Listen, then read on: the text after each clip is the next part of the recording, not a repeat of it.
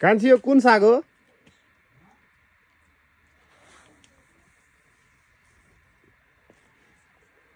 यहाँ चाहिँ अहिले साग छ हैन।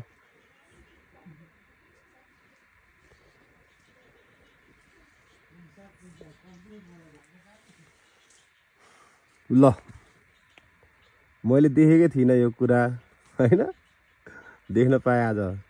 यो ब्रोकाउलीको यहाँनिर सिड ग्रो भइरहेछ। यो चाहिँ ब्रोकाउलीको सिड ग्रो भइरहेछ यहाँनिर, अनुसन्धान भइरहेछ यहाँ।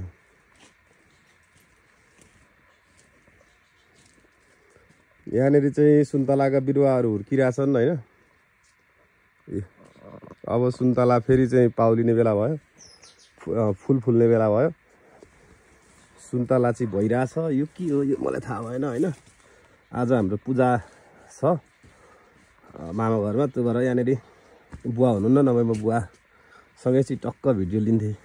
सुन्तला बारीबाट यसरी ट्याक्क एउटा चाहिँ अब टिपियो, अब जसरी होस् हैन।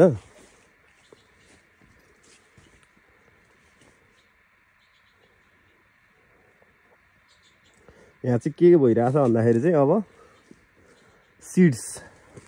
सिड्सको लागि काम भइरहेछ यहाँ। अब यसको खानेकुराहरू खाइसक्यो, अब सिड ग्रो गर्नु पर्यो नि त हैन। सिडलिङ्स ग्रो भइरहेछ।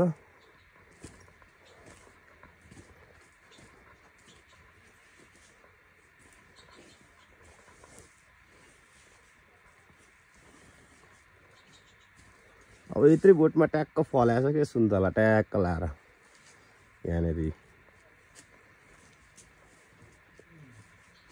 सिँचाइको व्यवस्था टक्क यसरी छ, पानी आउँछ पाइपमा।